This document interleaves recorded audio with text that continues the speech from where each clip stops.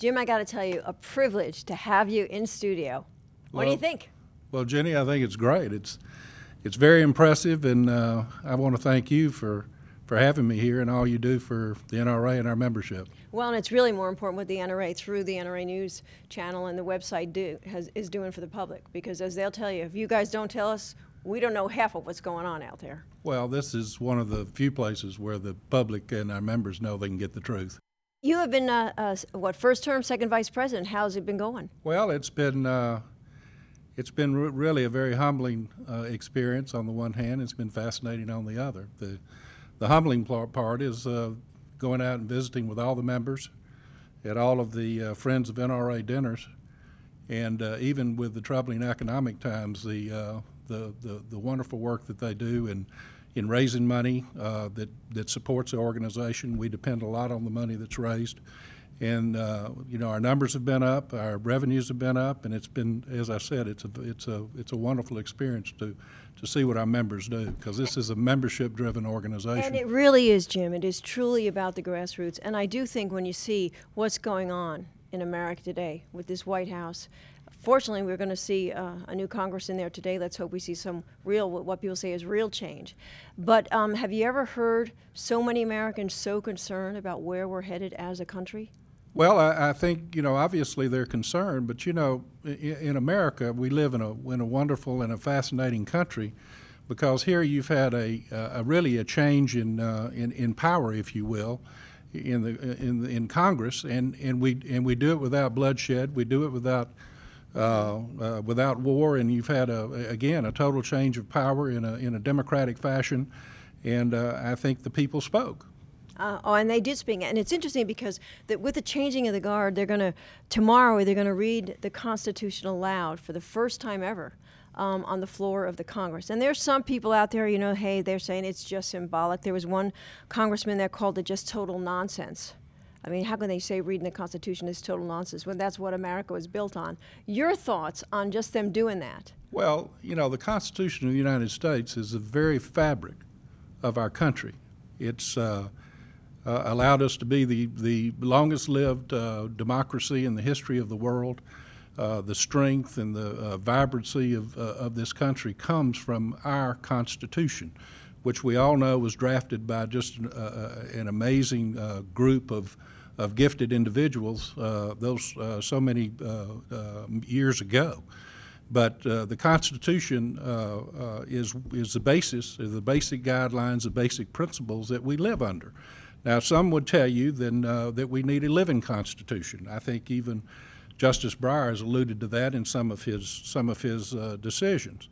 But we strongly believe that the Constitution has to be strictly enforced, has to be strictly construed, and I can't think of anything more appropriate than in the Congress of the United States that they read that document and understand that document, and let's get back to basic principles of guiding our country through that document. And I think that's what the voters said in November. We want to take America back. Well, that's the overwhelming message. You see the numbers of the people who turned out to vote, which was extremely high. You see the number of people that exercise their right to vote to say no, that we don't like the direction that our country's going in, and this is the direction we want to go in. And thank goodness that we live in a country where the people speak and the people govern. And I've got just so people who may not know about you, I mean, your family, the NRA has been a family affair. I mean, a legacy that goes back to your dad when he's a past president of the NRA. Well, my dad started out after World War II, took up competitive shooting. He started with pistols, then went to rifles, and then shotguns, and ended up big bore, and got involved in the NRA, and was so blessed to be elected by the board to serve as president in 1960 and 1961, and then thereafter was stayed involved in the NRA, and was actually the chair of the historic meeting at Cincinnati, where we had such great change, and similar to what we're doing in Congress, getting back to our basics, getting back to the Second Amendment and upholding the Second Amendment. And as I tell folks who know me, the NRA is my family. I mean, it's been my life all of my life. The first 18 years of my life, I spent summers at Camp Perry, Ohio. And I still proudly have my Small Arms Training School certificate in my office from when I was a kid. That's so great. it's been a lifelong avocation and a lifelong honor for my family to serve such a wonderful organization. And boy, I'm sure you're proud to follow in the footsteps. Well, you know, every time I go to headquarters, I go to the second floor where they have all of the photographs on the wall there. And interestingly enough, you know my dad because he's the guy that's in his shooting attire at Camp Perry, sitting on his rifle stool with his M1 across his lap. And he was very proud to be a distinguished rifleman, and very proud of his rifle heritage and his shooting ability. And I always go there and say hello to him every time I'm in the office. Yeah, that's really neat. It really, really is neat. And as we were talking, a new Congress coming in, sworn in today, what do you see as some of the challenges facing gun owners in the years ahead or in the year ahead?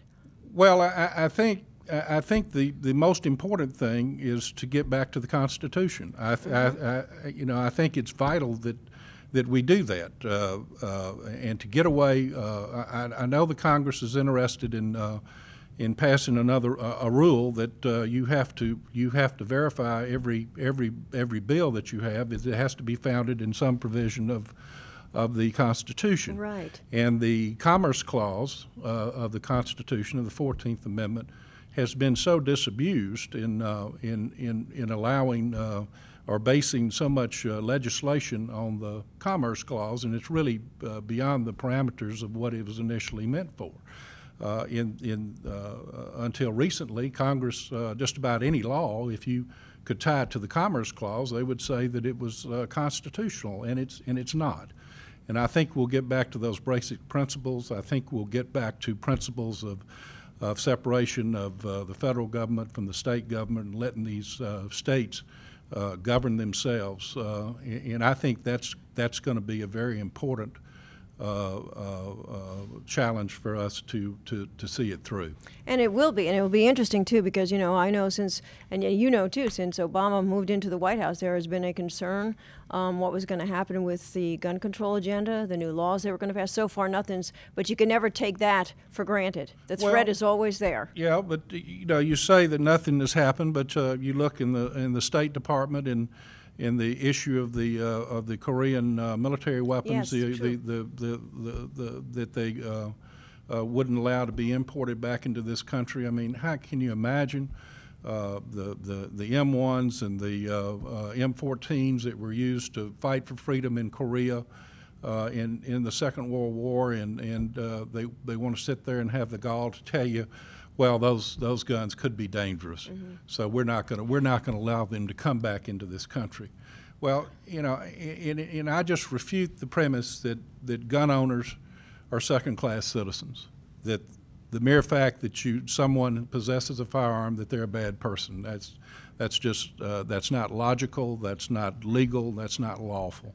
And you make a good point, because when I say nothing has happened, I was talking as far as legislation with the assault weapons ban, because that was a big concern. But a lot has happened when you look at Mexico, and you have our president going there, apologizing for our Second Amendment. And the same thing with Secretary of State Hillary Clinton doing the same thing. I mean, and then Calderon comes here, President Calderon, and he gets a standing ovation because he says, you need to do something. You need to reinstate that ban. So a lot has happened. You are right. Well, I can't think of anything that really makes the American, the rank and file American, the blue collar workers, the type of people that make up the NRA membership, the working stiff.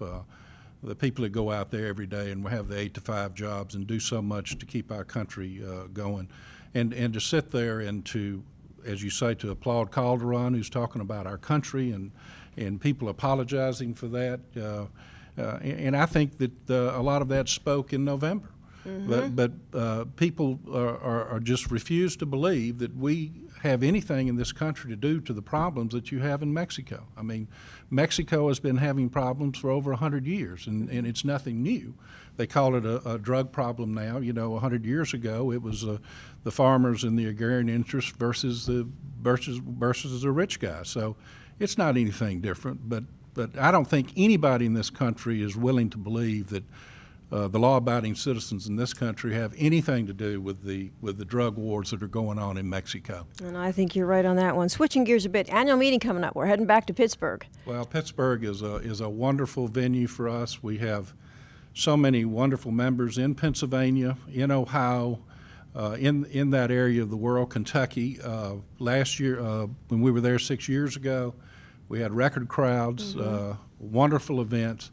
And the interesting thing was that everybody that was there 6 years ago went back home and told their people, listen, you really missed something. You really missed something. You wasn't there. So we're looking for record-breaking numbers. We're looking for a wonderful event. And I can't think of anything more exciting than our NRA family meeting there in Pittsburgh. It's such a historical, significant place for us. And it really is a family. We were talking about grassroots, but it is the grassroots that make up the NRA, despite what anybody wants to tell you. And it really is, when you go to that meeting, it is truly a celebration of freedom. When you see all those families in there taking part, bringing their kids and saying, this is what it's all about. Well, you know, years ago, Coach Bryant was coaching for Texas A&M, and they came to him and said, Coach, we need you back in Tuscaloosa. So he went back, and they said, Coach, why'd you go? He said, Mama calls. And that's just like the NRA meeting. It's being with Mama and being at home and being in family.